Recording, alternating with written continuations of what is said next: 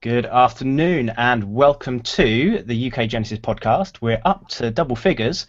This is episode number 10. And with me today is my co-host, Ben Furphy. Hello, Ben. Hello, bonjour. Bonjour. We seem to have an international flavour today. Yes, I'm in the Sud de France, so yeah, holiday, but still appearing on the podcast. Excellent commitment. That's what we like to see. Thank you very much. And our main guest today is Russell Jamieson. Hi, Russell. Hi Gary, hi Ben. I'm in Devon, so not quite as glamorous a location, I'm afraid. Still sunnier than most places. Still better than Basingstoke, I would imagine. Well, we'll see. Okay, Russell, can you tell us a little bit more about yourself? Give us an introduction, please. Right, my name is Russell Jamieson. I work with my wife, Liz, and we work in the area of products and services for WordPress and Genesis. We've been doing this for about 6-7 years now with Genesis. 6-7 years with WordPress and about 4 years with Genesis, and enjoying it. We work from home and we have clients all over the world, so it gives us a chance to have a reasonable life-work balance and no commuting. Brilliant. So, I mean, you said you've worked with clients all over the world, different size clients, but do you have a particular type of service that you would say is your main type of service? We tend to, or rather, our main type of client, I would say, is a small business. Typically, they are American or Australian. I think they're probably, I'd say Americans and Australians are quite entrepreneurs by nature. It's part of their societies. So the business owner will want to be a marketer and also like to get a bit hands-on with the technology as well. So they'll typically be, copreneur, a solopreneur, or maybe have a couple of people working for them, and be in a particularly, a small niche, if you like, and they'll have identified their business, and they'll need some help with the technology, to turn it to fruition and have a successful online business. It's very much of a consultant role rather than sort of focusing on one area. Well, we're not trying to be business consultants for them. We're really trying to kind of map their business as best as possible to the WordPress suite of technology, and that's there'll be the website, but also any autoresponders, and that might also go into shopping carts, membership sites, anything else they need to effectively monetize their business. Okay, so you said a lot of your clients tend to be small businesses, entrepreneurs. Being that the way that they tend to be structured, you tend to find that a lot of people will be wearing 17 hats, for example. So do you tend to provide training for clients, or do you tend to find that you're brought on a retained basis to manage a lot of stuff for them? What we tend to do is we try and help them become self-sufficient in what they're doing. So we'll help them set it up, but we also have a training program as well, which is called Genesis Club. So then they can get either well, if you like, 3 levels of training. There's a kind of 16-week self-service course that teaches them how to get the best from WordPress and Genesis. Then if they want more support than that, we have a solopreneur program where they can attend this group coaching, basically webinars twice a month, so they can ask they can have one-on-one sessions, but within a kind of group context, their questions getting answered in a group, and then they can buy also one-on-one consultancy if they want, to be more private and also just get, really dig into the depths of their site. So there's really three levels there. What we'll tend to do is also set up their hosting as well. So there's an ongoing, we're the kind of technical backup, if their site's being hacked or under a denial of service attack, then we can provide some expertise on the technical side of things to kind of get their business back and running. And also, there's an element of insurance or comfort to know that they can call on us if they've got an issue. Okay. So, I mean, really, in that sense, it sort of encapsulates your maintenance package there, really, doesn't it? It does, yeah. So essentially we're a partner for them. We're their kind of the remote IT department to a certain extent, to solve basically make sure they have a strong technical foundation. It's secure, it's fast, it's well maintained, the data's backed up, all the kind of the good things that you need to do. Okay. You mentioned that a lot of your clients tend to be based in the US and Australia, so I'm going to assume that you don't necessarily meet them in real life before you actually start working with them. So, what's your typical workflow in terms of finding a lead through to, sort of follow up and then delivery? Generally, it's all word of mouth. I mean, a few people come in through the website, but generally it's a recommendation from whether it's been, we've put stuff in a forum or they've seen some of our plugins, or so there's been some degree of connection, and they've gone to our website, and then we've started a conversation, and then after that we'll kind of have initial discussion, and then we'll come up with a project terms of reference document that kind of lays out the scope of the project, the likely costs, and they go away with that and then decide at that point whether they want to kind of initiate the project. I think I've just accidentally muted Ben. I was trying to, apologies for that. I think I was trying to fix the wind that was coming through that I could realise that it was overwriting. I think that's the Mistral that's blowing across the Med at the moment. Well, you kind of get these issues, so I'm hastily trying to work out how to unmute him because the unmute button is not working. Okay, in the meantime, let me jump in there. Got it. There we go. Is that better? That is better, yeah. So Ben, if you could mute yourself during when Russell's talking, that will avoid. I will. That's no problem. I'll just have to please. tap the screen. I was going to mention then. I know that from the website you mentioned that you've worked with quite a few blue chip clients in the past. How much do you think that type of experience has influenced the way that you tend to work with projects? Sorry, can you? When you said a specific project, can you just repeat the first bit of the question again? Sorry, I meant to say you've worked with blue chip clients in the past. Oh, blue chip. Sorry, I missed the word. Sorry. And how much is working at those type of companies rather than maybe just going straight into freelance? How much has that influenced your approach to developing websites? And do you think that you take a different approach to other companies?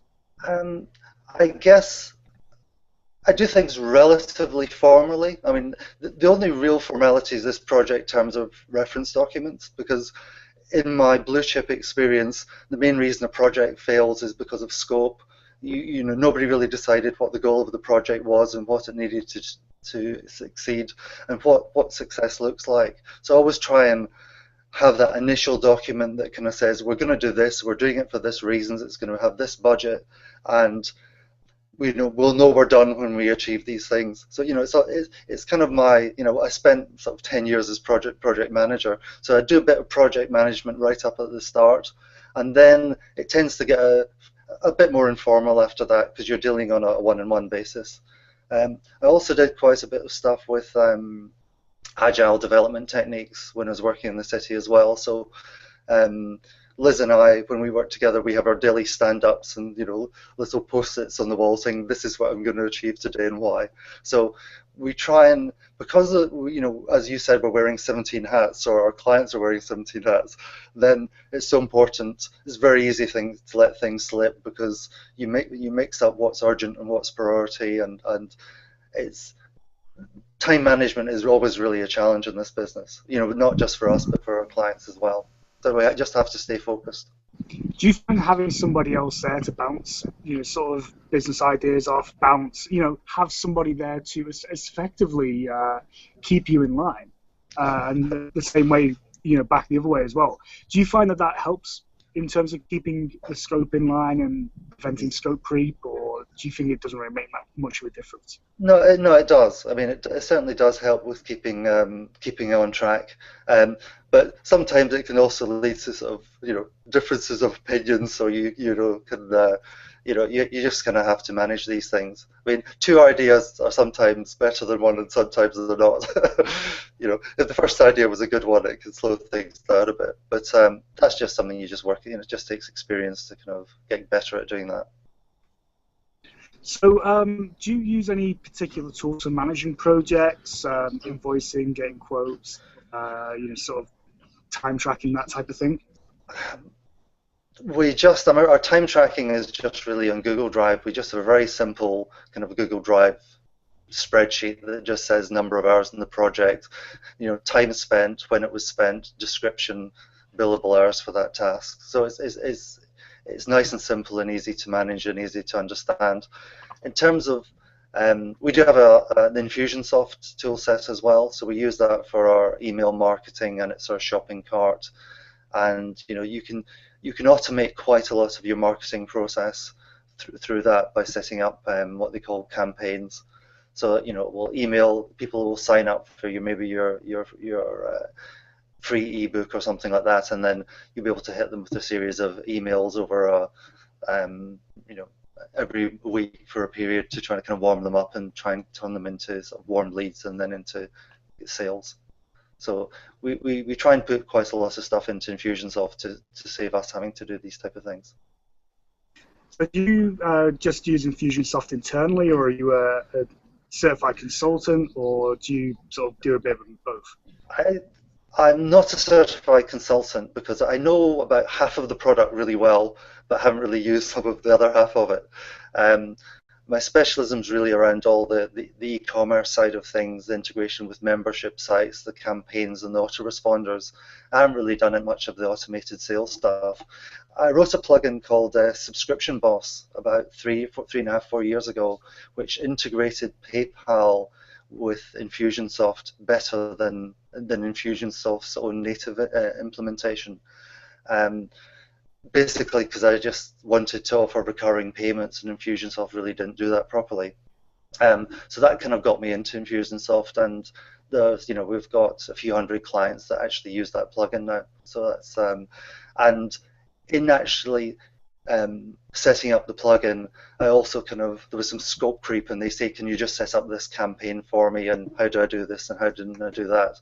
So I kind of got into doing a bit of an Infusionsoft consultancy, but it's probably only about 5% of my time. You probably spend, let's say, a day a month doing Infusionsoft consultancy. So it's not core to the business, but it's often I can help out people if they've got, when they're getting started. So, I mean, we've touched on the target audience a little bit, but what if you had to define them as, sort of in one sentence, what would they be, and how would you market to them? What they're people they're essentially solo or co-preneurs that want to use WordPress to deliver their online business. And what we will typically do is take them down the Genesis route. When we started off actually with Thesis when we first got into WordPress,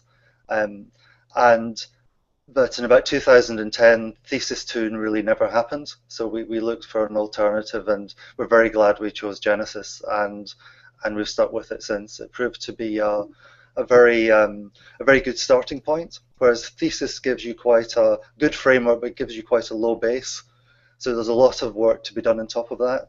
But we found that with Genesis child themes, we're starting from a much higher base. So basically, it's meant that our clients are paying half as much money for their projects, for their delivered solution, because we get so much more out of the box. So that was. So how do we market to them? Again, it's word of mouth. It's really through the plugins. It's through Facebook groups. All the kind of the usual channels.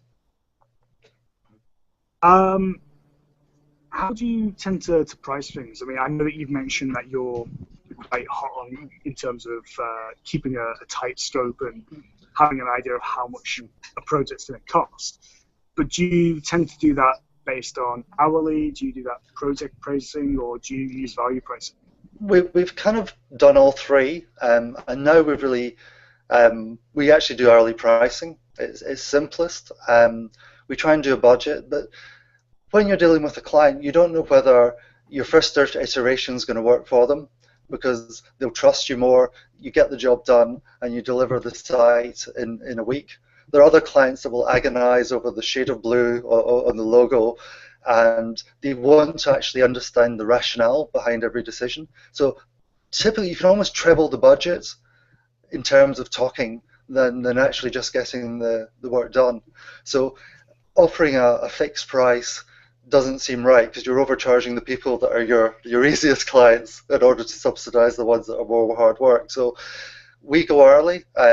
and we can lay out a budget based on a small to medium amount of discussion and let people know that they control the cost of the project.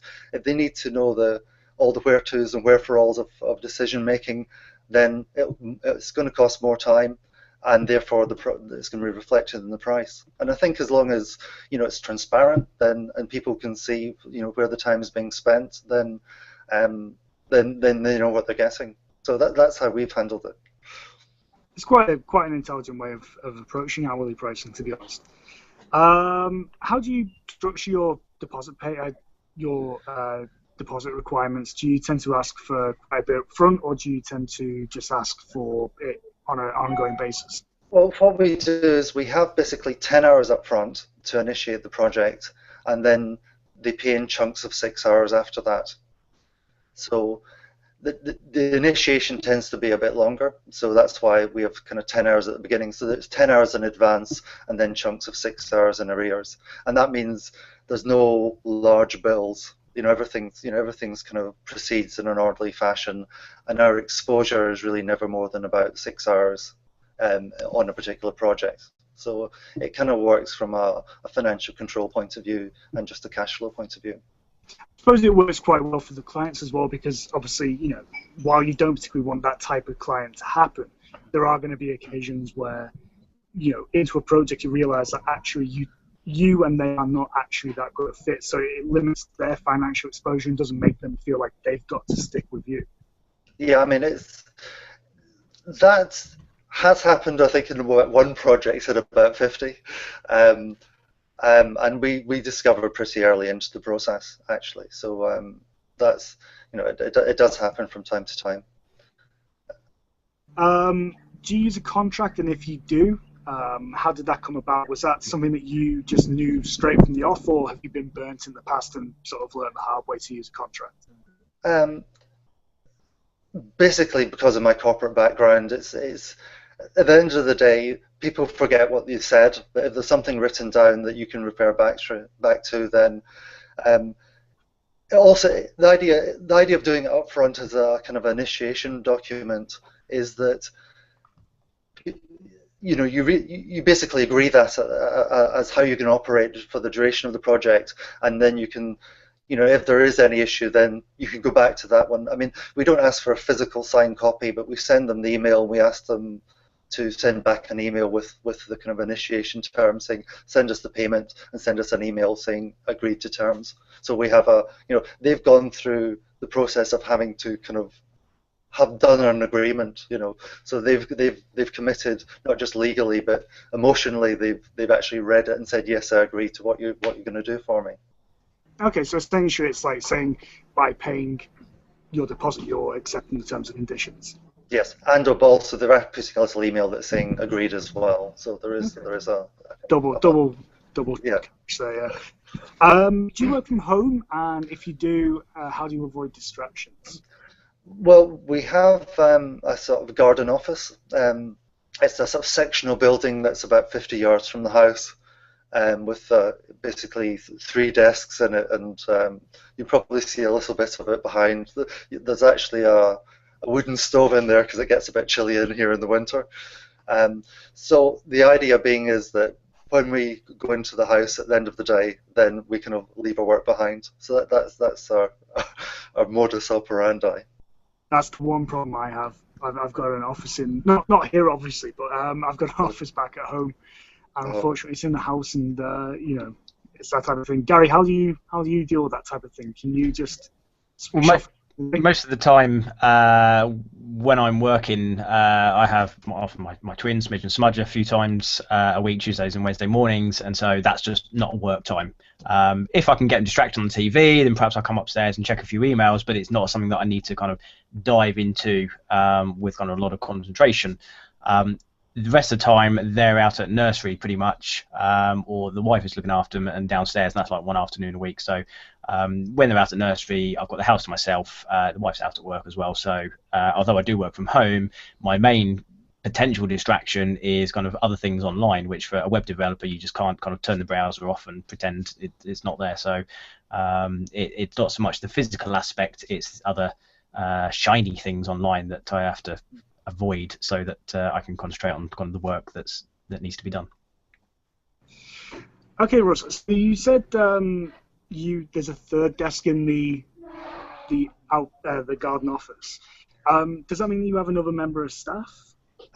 We have had somebody join us from time to time to do some writing and do more admin type tasks, some content, and also a little bit of training as well. So we have had different people at different times.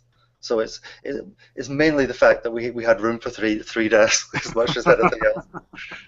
So tied into that question, where do you see the business in 12 months? Do you see a permanent third employee, or is it still going to be very much a floating employee?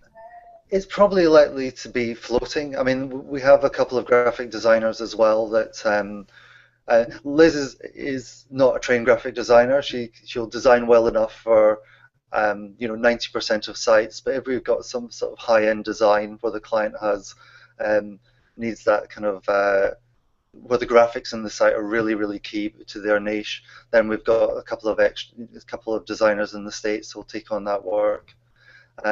So we do have other people that we bring into the team, but I'd say 90% of projects is really just the two of us that work on it. So in terms of 12 months time, we're really, it's part of what I'm doing is building more plugins as well. So we're kind of trying to build our product income, and our model for plugins is a mixture of free and premium ones, but our premium ones, we've always used a subscription model because WordPress is just too dynamic to kind of do one-time pricing on things. It just really doesn't make sense.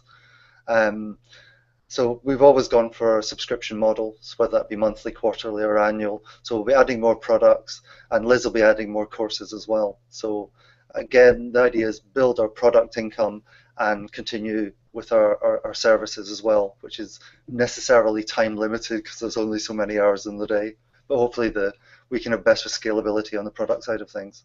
Do you ever see a point where you might drop the services side of the business and just focus on the products, or is that not really something you're interested in? I think it's just trying to get the balance right. I mean, I think we'll keep it. I like the interaction side of things, and I think it helps you connecting with your customers and finding out what real problems are as opposed to the ones you think they might have. So I think it's always necessary to keep a certain amount of customer contact. I guess what we did, because we used to be really all services based, we took advice, and the thing to do is sack all your worst clients. So we had a period of time of actually getting rid of the clients that really weren't commercially viable, or just caused you a pain to deal with. So we kind of did a clearing out of the clients we picked up that we really didn't want, and we've kept our best ones. And we are, I guess, more selective in terms of new clients that we take on, because we want it to be an enjoyable experience. Funny enough, it's not a push, but the Book Yourself Solid book, which I've been reading while I've been on holiday, definitely, that's the first chapter, that's the first bit of advice, is fire your clients that cause you problems. It's just not worth keeping. Anyway, going back to the questions.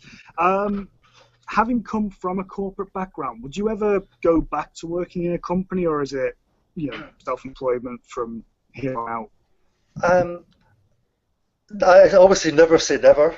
I don't foresee it happening, but sometimes an old mate of yours that just calls you up and says, "I've got this great job in the city," So I possibly could be tempted back, but it's not something I'm enjoying too much. Enjoying what I do too much right now, but who knows? In 3 years' time, may want to do something else. I guess. One thing is we're down in Devon, and we're quite a long way from London, and getting up there is quite a big deal. So get up to London maybe only a couple of 2 or 3 times a year. So we tend to. I think it would probably be part of. We may move back up towards the city again at some point in the next few years, and maybe then we may kind of change our working model. But we'll see what happens, I guess. So last question before we go to Twitter and have a look at your questions. So if you want to get a question in, now's the time. It's the hashtag UKGenesis. Before we went on air, we were talking a little bit about your logo. So can you tell us a little bit about the logo and the branding, and where did it come from? Is there a particular story or inspiration behind it? Well, the logo, we've got quite a few brands. Was this the particular the Genesis Club one? The Genesis Club is just really a coffee cup because we consume a lot of coffee. So it's probably, and also I came from a Java background as well, which obviously uses the coffee cup as well. So it was just something that is kind of like very familiar. You know, a cup of coffee on your desktop is kind of is what a lot of us have to get us through the long nights, and so that was. We're not, and the brown color just reflects the coffee side of things. So Liz is more on the graphic side of things, but yeah, it was just a fairly straightforward brand that was, you know, something to do with, because it's quite difficult to do something for a software company, you know, that's relevant in a sense to what we do, because the actual the brand name is we have a brand name, DIY Web Mastery, and also Genesis Club, and you know, obviously we can't really use Genesis logo because it's owned by Studio Press. You almost kind of preempted the question there, in that I was going to say that kind of searching around for yourself and kind of Liz's name, that you do seem to have quite a few different brands. Do you feel that branding is important for the DIY Web Mastery and the Genesis training, and for a few of your different kind of, I assume the premium plugins also seem to have their own website and domain and so on. They all seem to be isolated islands in some respects. Do you think that's an important in terms of kind of pushing those rather than just all having it under one umbrella? Well, they are kind of. It's a good point. There isn't really a brand as such. I mean, what we've done is, for example, Subscription Boss, which is the Infusionsoft plugin, it's a completely different market from the other markets as well. So we've kind of we've essentially built a number of products that are a fairly loose suite. What we tried to do was use DIY Web Mastery as the overall brand, and Liz is actually working on the site now to try and sort of pull that together. The idea being that we offer kind of two things. We offer tools through the plugins, which are sort of free and premium, and then training. And the specialism that we're going for is obviously Genesis.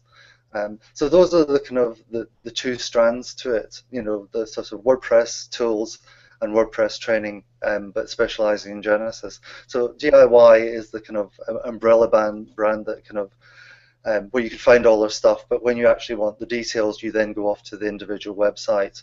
Each plugin typically has its own website. The training site has its own website as well, and it's, you know, it may be a membership site. So we have a number. So we haven't really sorted out our branding, to be honest. It's clearly a work in progress, and we need to improve it. But we kind of like the DIY Web Mastery, because the idea is that we don't want to just take the ideas, we deliver something and people push a button and they're done. Part of it is a kind of educational brief to teach the solopreneurs and co-preneurs to become self-sufficient to a large extent, because that's what WordPress should give people, the ability to be more sufficient with their online stuff. They want to add a new post, add a new squeeze page, they should be able to do it themselves. They shouldn't always be calling the web developer every time they want to make a change to their site. And so that's presumably where the DIY aspect of it comes from as well. Exactly. Yeah. Excellent. Exactly. Thank you. Okay, so one or two questions on Twitter. We've got from Jackie. Thank you very much, Jackie. She asks, how big a part does the SEO play in content management for your clients, and are there any tools or training you provide for your clients? What we'll do is, if it's a new site, then we'll kind of we essentially use WordPress. We tend to use the WordPress categories in terms of the kind of manual navigation of the site, and then we'll use the WordPress tagging structure in terms of actually looking at the SEO terms they want to rank for. So we'll have a discussion about what they are. We'll do some. If they haven't already done it, we'll basically look at their niche and we'll use some SEO tools like keyword K9, for example, is one of the one we use, and come up with a list of terms and look at the competitiveness of the terms and see where they can rank, and they will choose what terms they want to go for. And then we'll look at what maybe tags on their site and teach them how to use WordPress and use tag pages to kind of focus internal links on what those key phrases they're looking for. So we'll kind of give them our view of on-page SEO and how to do it with WordPress in terms of how they can make their pages rank. We're very keen on toppers, if you like, in terms of the archive pages. So you may want to say at the top of a tag page, rather than just being a list of excerpts, we'll say, have an introduction about that particular phrase, have some paragraph on it, maybe have a video at the top of it, maybe have an infographic, something that people will then share and basically promote. So that tag page will actually work for that term. It's got all the internal links, and let's have a whole bunch of social media links into that tag page as well. So it's trying to get people's, people are always, their home page is going to be best, but let's have a lot of their tag pages ranking well in the search engines as well. So part of the Genesis Apprentice course that Liz has done teaches some of those SEO techniques as well. So I think there's about, of the 16 lessons, there are about 2 or 3 of them that kind of go into our approach on SEO. And that's just our view in terms of how we can make WordPress and Genesis work really well in terms of actually in terms of ranking in the search engines. We generally use Yoast's WordPress SEO plugin because it has some nice stuff on the social media side of things in terms of sharing images on Facebook as well. So we tend to do it in the context of using his plugin. And obviously the Google XML sitemap and other bits and pieces as well. So it's really how to use WordPress SEO well is what we teach on that course. Yeah, and as a follow-up for that, Jackie says, she finds that creating the local content that is optimized for SEO is the area that the clients kind of really struggle with in her experience. Okay, thank you for that. Let's go on to, you're down in Devon. You said you're kind of almost out in the middle of nowhere. Are there any local WordPress kind of meetups or other kind of technical meetups near you? There are the nearest one's about Exeter, and it was just more of a kind of technical business meetup. So it wasn't a particular WordPress group. So I've done one of those in about 5 years, I'm afraid. The last WordPress event I went through was a WordCamp in Kilkenny in Ireland. So that was absolutely great fun, and anyone who hasn't been to a WordPress WordCamp should go because it's good fun. And but I'd say it becomes quite a trip actually. I'll look to get to the next WordCamp in London. I think I was unfortunately had a family commitment last time, so I missed it. But we're really nothing around our area there. I think there may be something in Exeter from time to time, but that's probably the best. And then Bristol as well.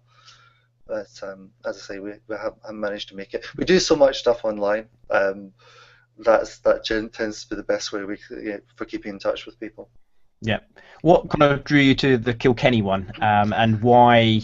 You said everybody should go to a WordCamp if they had the opportunity. Why should they? What did you get out of it?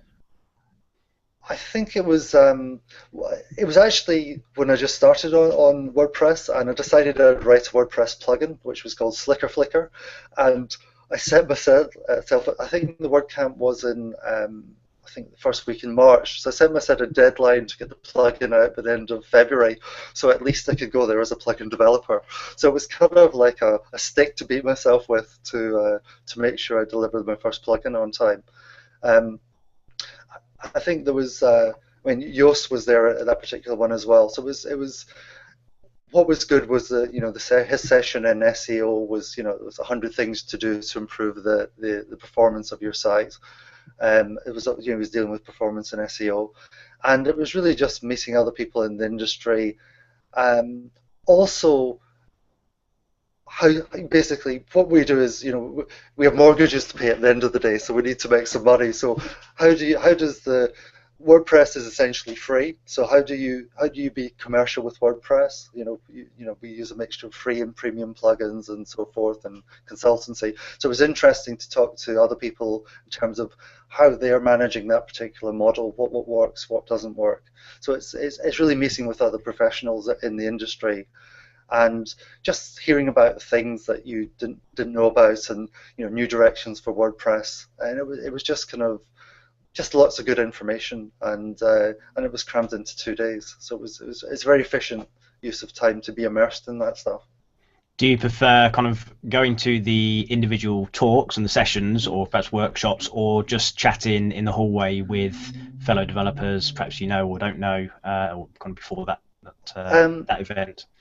I kind of did both. I mean, typically, often, being in Ireland, and I guess there was a bar handy as well, so there's plenty of socialising that went on in the evening as well. So I tended to go to most of the sessions. It was just a case of, there was very rarely, maybe I think there was one session, there was one period when I just chatted in the room, but otherwise I actually went to kind of the various breakout sessions, because there was always something that was kind of quite interesting.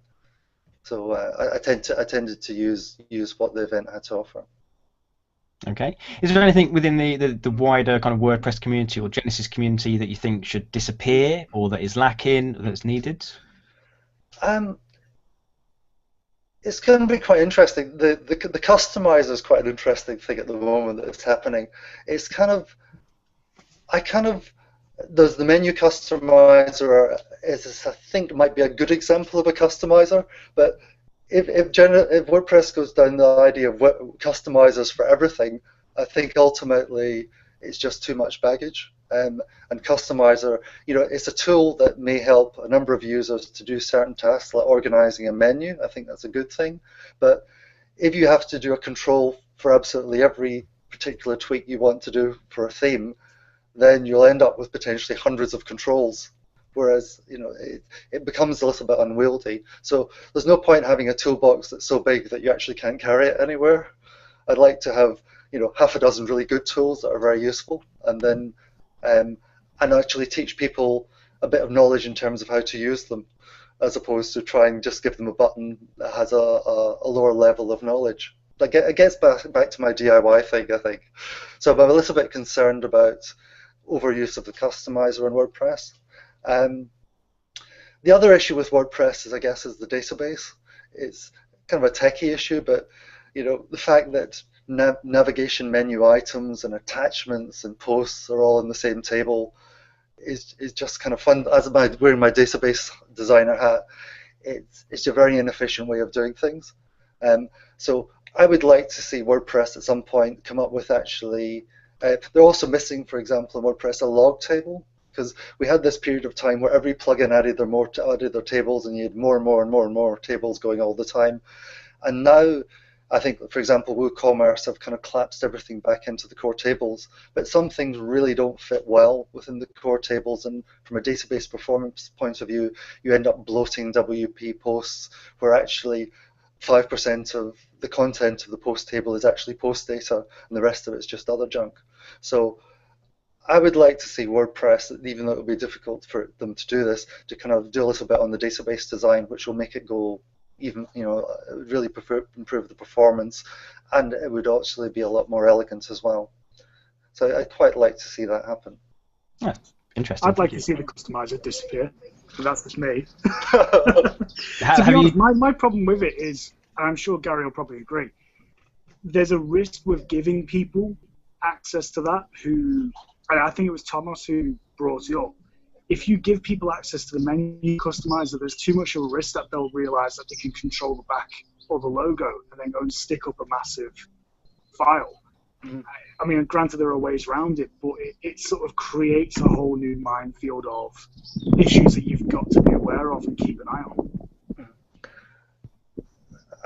I think that's true. I mean, that's what I'm saying is it can be a good tool, but if you pick up the wrong end of the hammer, then it ceases to be a good tool. So you need to know how to use it properly and use it for the right thing. Have you tried the menu customizer? I haven't tried it. I've just kind of read about it. I haven't really played with it enough to have an informed one. But it seemed to me the right sort of use of it. It depends on where you draw the boundaries on it. The WordPress menu editor is not that great in reality. It doesn't really work very well for very large menus. Um, you know, you occasionally get PHP errors if you have a really long menu. You have to change your PHP variable. So it's not the best tool in the world right now, the editor as it stands now. So maybe this will be a better one. Yeah, I have tried the menu customizer plugin about a week and a half ago, and at that point in time they hadn't pushed anything to do with submenus. And Rhiannon had written a long post on make.wordpress.org/accessibility, I think it was, for the accessibility issues to do with that plugin. So somebody had commented on one of the WP Tavern articles that the idea of a feature as a plugin was that it was created, or kind of derived, created, and polished before it was then considered for merge. And I don't know if they're just trying to fight the kind of 4.3 timescale or release schedule or why, but yes, I mean, I've tried it. I'm kind of quite neutral on it. The customizer generally I don't like, but I can see how it could be beneficial. And the menu customizer I've tried. If I hadn't tried it, yes, I'd probably in the kind of I don't like it camp. But I think you have to try it to see whether you like it or not. And it wasn't an extreme menu. It wasn't 100 menu items, and I was trying to drag one from position 99 up to the top. But I think if you've got a menu with 100 items in, then you already have some kind of potential design issues there anyway. So for the main part, I think it could be useful. But I don't consider it kind of to be polished when sub-menu items have only just got in, and 2 or 3 days ago, and the accessibility things haven't been addressed. That for me does not make it polished, and therefore it should not be merged yet. It might have made it to 4.3 anyway, but I think probably 4.4 would have been a more realistic. But as of, was it yesterday? I think it might have been the day before. It had been merged into the 4.3, ready for beta. The next kind of 2 or 3 weeks, I think it is. I guess we'll see how the beta goes. And, if it goes well, it'll stay. If it goes badly, it might come out. So maybe the beta test is, it'll have to show its paces basically during that process, I guess. Yep, absolutely. So just got just under 20 minutes to go. So if you want to get any more questions in on Twitter with the UK Genesis hashtag, that would be great. Thank you. How do you see? We mentioned about the customizing. This kind of leads on from that anyway. But how would you see WordPress changing over the next kind of 4 or 5 years? I think they'll probably integrate better editors, more drag and drop editors. I mean, there's, for example, I've just been using Beaver Builder recently.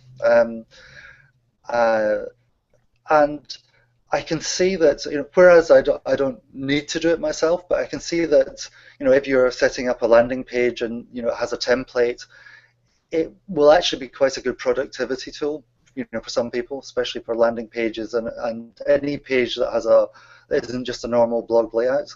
So I would think that WordPress will probably integrate, buy one of these sort of rich editors, if you like, and incorporate it. So I think that's probably a likely development. I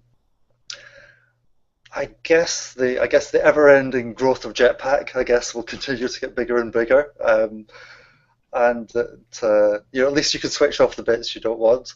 So more things will be. Jetpack will be the first plugin you install after you install WordPress. Well, apart from Akismet, obviously, which is there already. But that'll be the model that. So, Automatic will provide more of the solution, I guess, through Jetpack and through Akismet. Some of the core stuff, if you like. I don't know if Automatic will get into, again, some backup solutions as well. Then that's probably another thing. So the idea being that you do WordPress and the standard Automatic tools, and you pretty much, even if you're on WordPress.org as opposed to their hosted solution at WordPress.com, you get more of the nuts and bolts, and the necessary stuff of running a site gets done for you, if you like, within that tool set. And the plugin market is really geared towards stuff that's specific to a particular niche. So I see the core thing probably growing over time. So in a sense, you see WordPress potential being brought into the core? Possibly. I mean, that type of solution is the sort of thing they're likely to go down, I would guess. Um, but that's my kind of opinion, because they want to provide more of the, if you like, the core solution. Okay, thank you very much. So we've gone to the quick fire round now. Ben, did you want to lead that? Yeah, sure. Okay, so quickfire round, as it suggests, is a round where the answers are short as well as the questions. So, what did you want to be when you grew up? Well, my dad was an air traffic controller, and we lived near an airport, so I wanted to be a pilot. Cool, fair enough. Any reason why you didn't end up becoming a pilot? Oh, it's something it kind of passed. I kind of when I was interested in computing, and I really just got into it, and I never really looked back. But I did have a flying lesson for my 40th birthday, so that's my one experience, and I absolutely love it. Cool. So Mac or PC? Both actually. That's cheating, you know. Well, You've got to choose.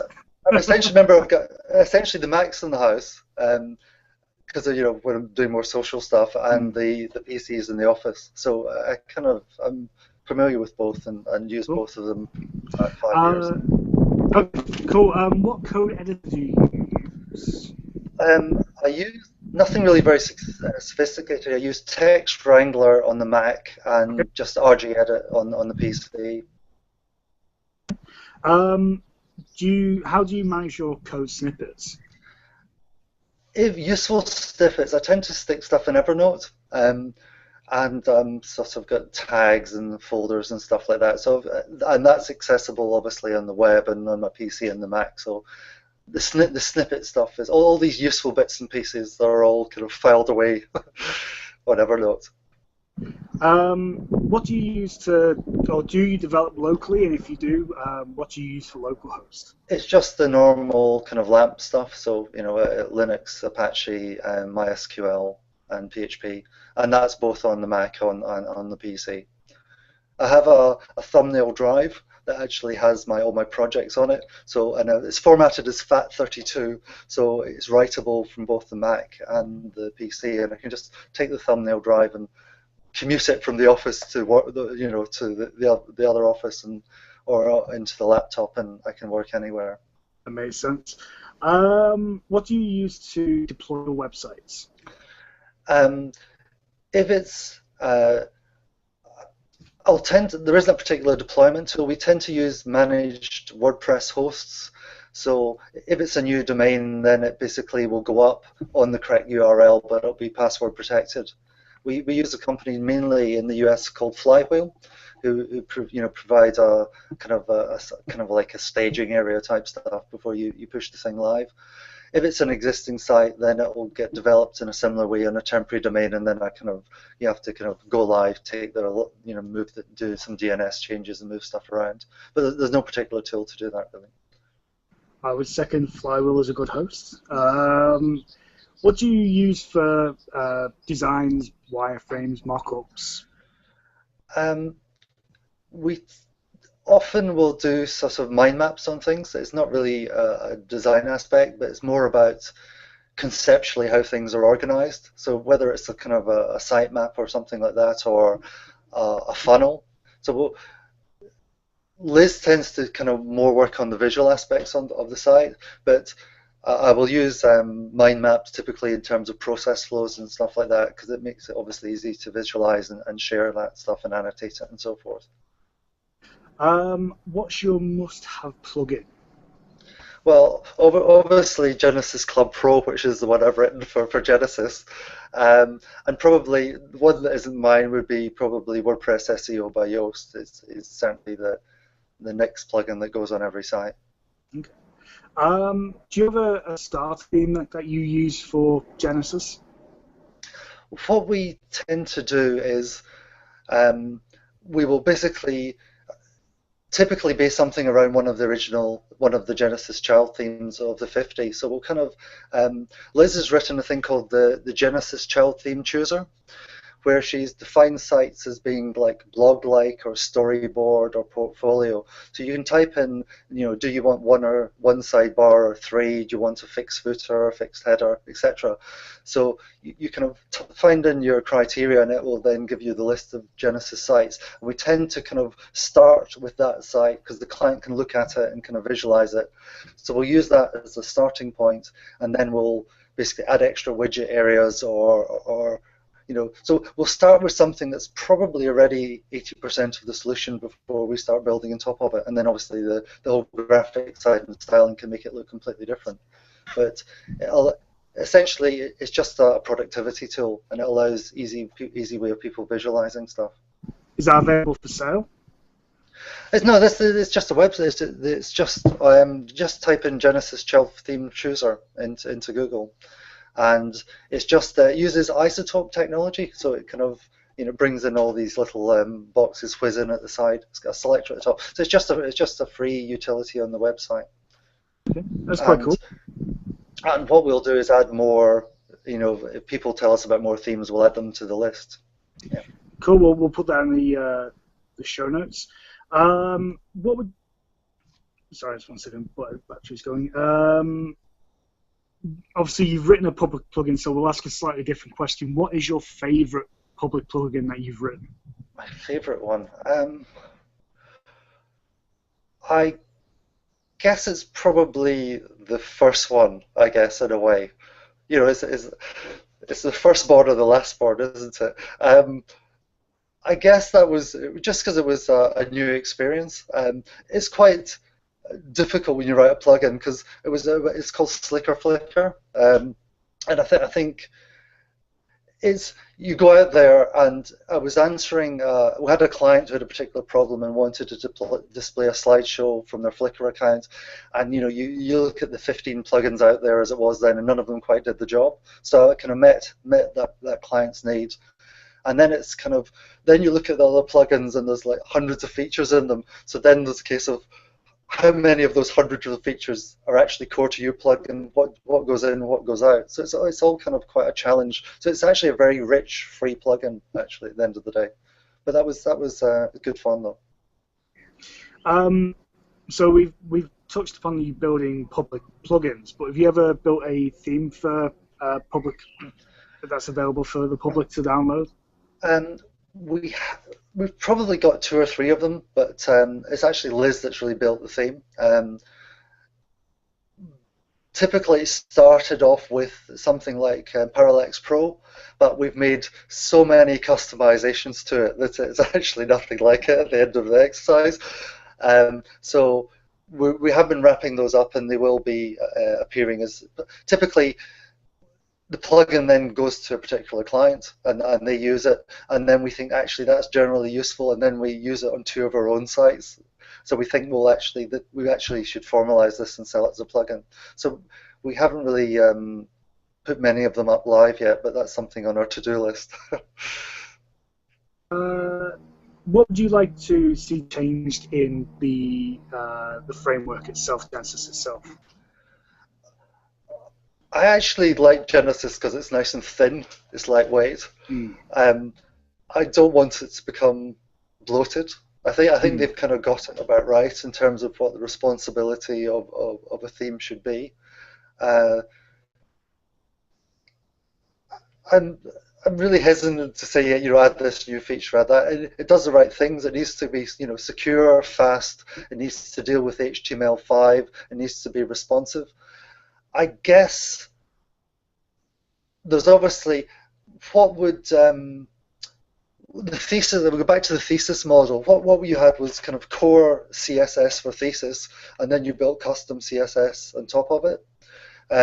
With Genesis, they kind of give you a sample theme as your starting point. I wondered if maybe there should be some sort of core CSS that's always loaded everywhere. That's core Genesis CSS. So the theme just actually customizes that.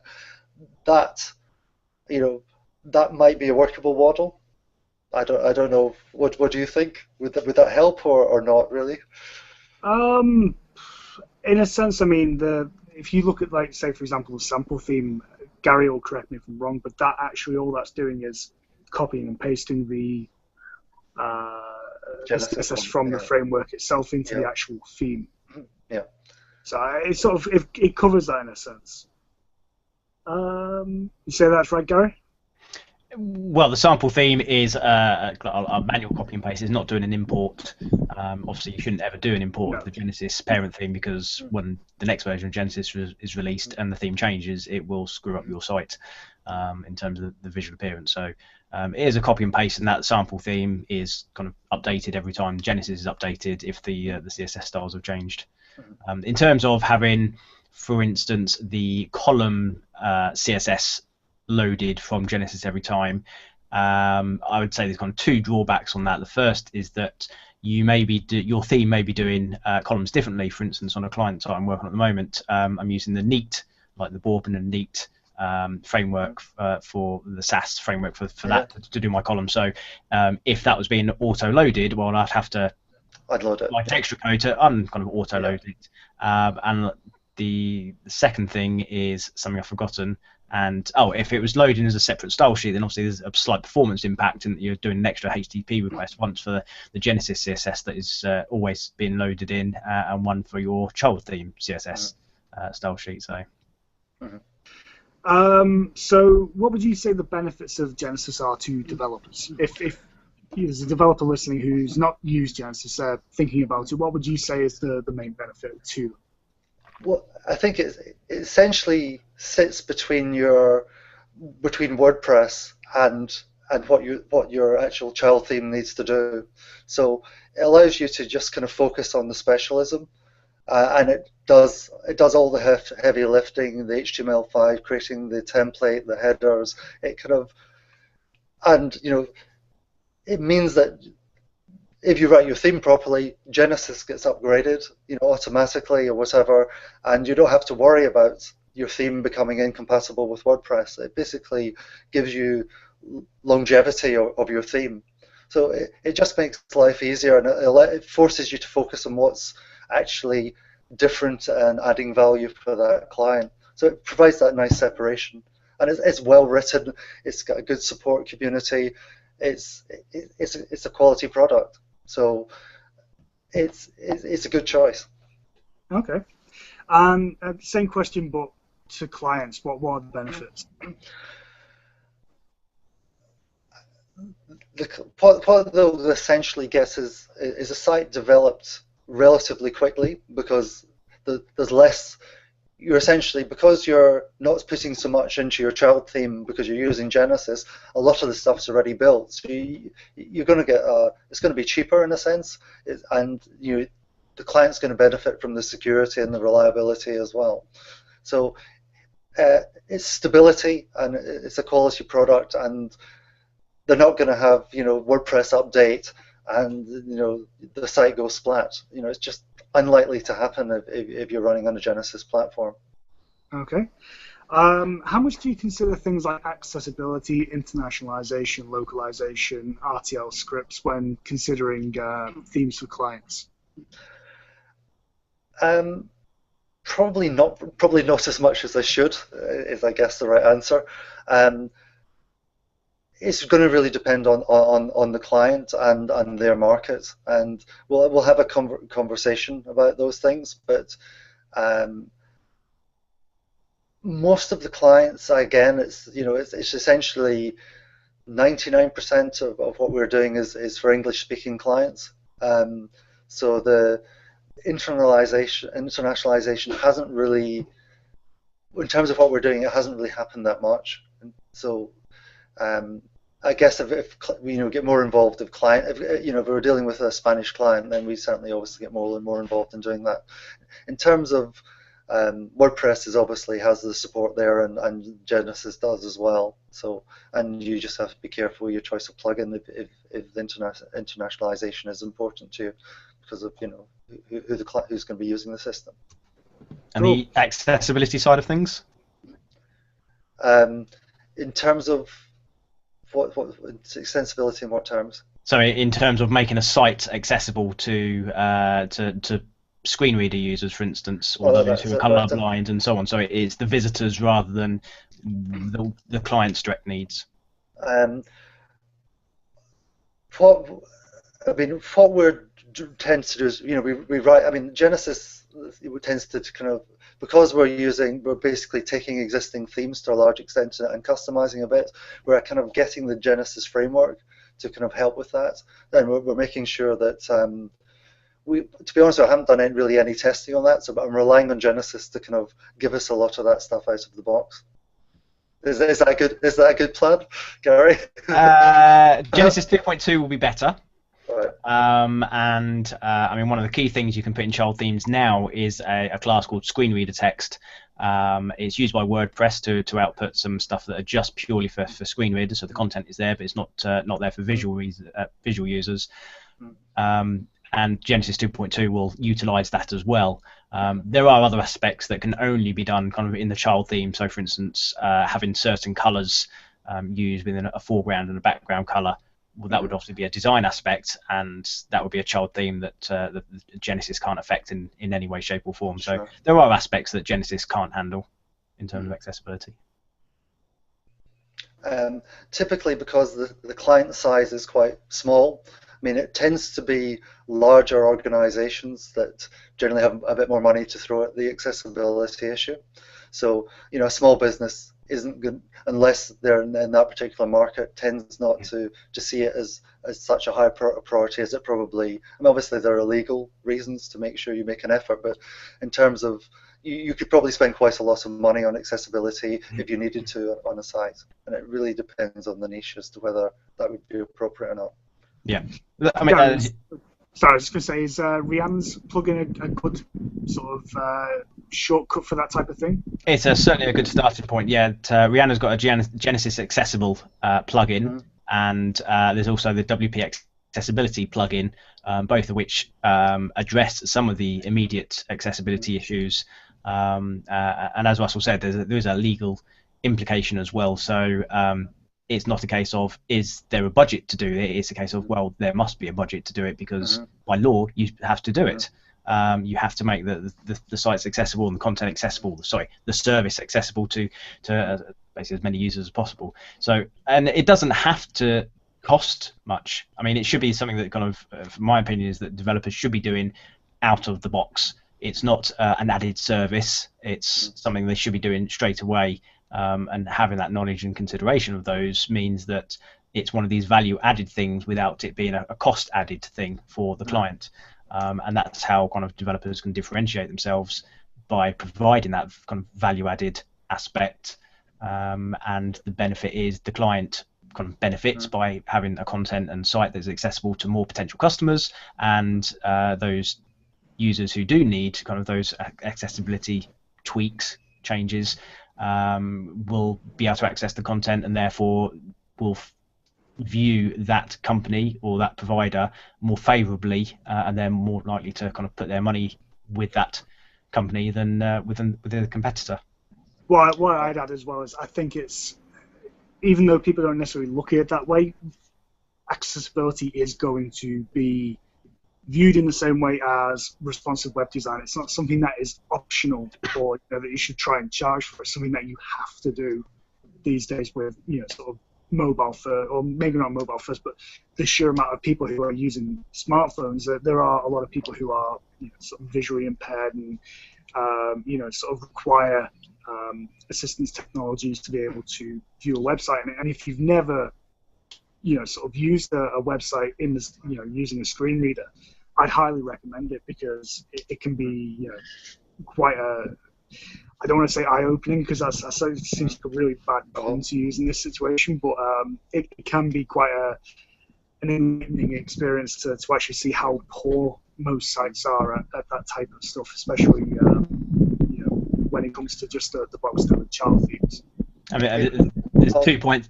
Sorry, so there's 2 points on that. Is that I think it was yesterday or the day before, the Genesis said that the searches made from the UK are now 51% on mobile devices. So that's why responsive has become so ubiquitous, because I mean, that's just kind of one key example. But to be fair, there's kind of the big websites or prominent websites, even within the community, do not address accessibility. There's the WordCamp Europe, which is obviously a week and a half away from now. I looked through their website in terms of kind of looking at the accessibility side of things, and they failed on some of the very common things that should be addressed from the outset. So I think it's nice for them to provide a case study so that the accessibility contributors today kind of have a teaching tool on how not to do accessibility. Well, the first thing I'll do after this meeting is get a screen reader on a couple of my sites and see how bad it is. Yeah, there's the voiceover for Mac.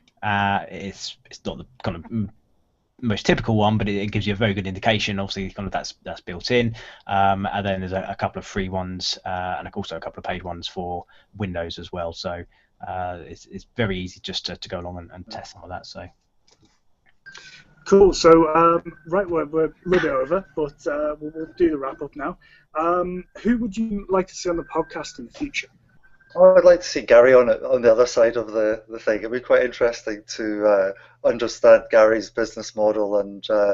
You're assuming I have one. You're assuming I may technically might be there, but business not my thing. Well, but at the end of the day, it's trying to be commercial within the WordPress world, and actually managing that is quite a challenge. So it'd be interesting to get another angle on that. Okay. Or Ben, maybe yours, and how you can afford to spend so much time and can't. To be honest, as my girlfriend will tell you, I haven't stopped. But I brought the keyboard as well with it, so I can tap away on things. So yeah, unfortunately, it's not been a complete holiday for me. A couple of questions just from Twitter before we wrap up completely. Yeah. Jackie, we were talking earlier about the kind of the database aspect of how WordPress you've got to view the database as being inefficient. She asked, is it because the database was designed back when it was seen as more just a blogging platform? That's correct, and they've just kind of layered more and more stuff into it. So, it started off with posts and pages and custom post types, and then it got menu items and attachments and really revisions. It's kind of, from a database point of view, you actually you want the table to contain your content that you want to display on the page in the most structured fashion. And if you were starting from scratch, you do it completely differently from the way it is now. But changing the database is always kind of a big deal, and it's probably regarded as being too big to touch right now, I guess. But that may change over time. Yeah. We've got Richard asking a question. How do you feel about the recent acquisition of WooCommerce by Automatic, who we were talking about earlier as well? Well, I think. It's interesting. Obviously, you know why WooCommerce do it. Why are Automatic doing it? I guess it broadens their platform. It's another monetization strategy from them. I'm not clear what they're going to do, because if you like, at the moment, there's a free core WooCommerce product, but to run a real site, you're probably spending $1,000 and various shipping plugins and all the rest of it. So it's going to be interesting. So there's basically a community of plugin developers that live around WooCommerce, and so it'll be interesting to see whether that's going to make life better for them, the fact Automatic are developing the core of WooCommerce, or whether they're going to find their income eroded because much more goes into the core WooCommerce product. So the answer is I don't really know how it's going to pan out. It's probably going to be good for the user at the end of the day, because I think it might bring the cost of using WooCommerce down, I guess, over time. Excellent. Brilliant. So, sorry, go on, Gary. I was going to say, we've got Jackie just agreeing about keeping the CSS separate from the framework, and she also agrees with Ben that the accessibility would be just as important as responsive was and is for that. And Sue commenting that she's jealous of Ben's location today and for doing the show whilst he's on his holidays somewhere exotic. Yeah. We've also got Vaughan asking, is Russell the only poet in the Genesis community? The only poet? Yeah. Where's he getting the poet from? Or is poet an acronym for something else? Cool. So is that everything now, Gary? That's everything from the Twitter. Yep. Yeah. Okay. So where can people find you online? The couple of websites, there's genesisclub.training and DIYwebmastery.com. One will take us to our training offerings, another one will take us to our plugins, really, and Twitter handles Russell Jamieson. Okay. And Gary, who is the guest for the next show? For the next show, which will be after WebCamp Europe, I can't remember the date off the top of my head, but it's Richard Senior is going to be our guest then. Okay, brilliant. So that's pretty much it for this fortnight's show. So thank you very much for joining us, Russell. Thank you, Ben. It was a pleasure to be here. Though it'd be nicer to be in Cannes, but never mind. It would, I imagine it probably would be, to be honest. I will admit that. Thanks for everyone who's tuned in, and thanks to Gary for once again joining us. You're welcome. Yeah, and that's pretty much it. So we will see you in a fortnight, and if you're at WordCamp Europe, be sure to check out the Genesis Slack channel. There's quite a few people who are going. Gary's going. I think there's a couple of other people who've appeared on the show who are going as well. So check out the channel, see who's going. Make sure you get in touch with those people before you go, so you can definitely catch up, because it's quite a big WordCamp, isn't it, Gary? Yeah, it's expected to be about 1,000 people or so. We will have some sort of Genesis talk probably at some point, so keep an eye on that, and we'll. I think Rhiannon's going to cover some of the accessibility things in 2.2 if we can find a space on the screen. So yeah. Cool. So with that, we will see you in 2 weeks. Thank you very much. Take care. Have a good one. Bye. Bye now. Cheerio.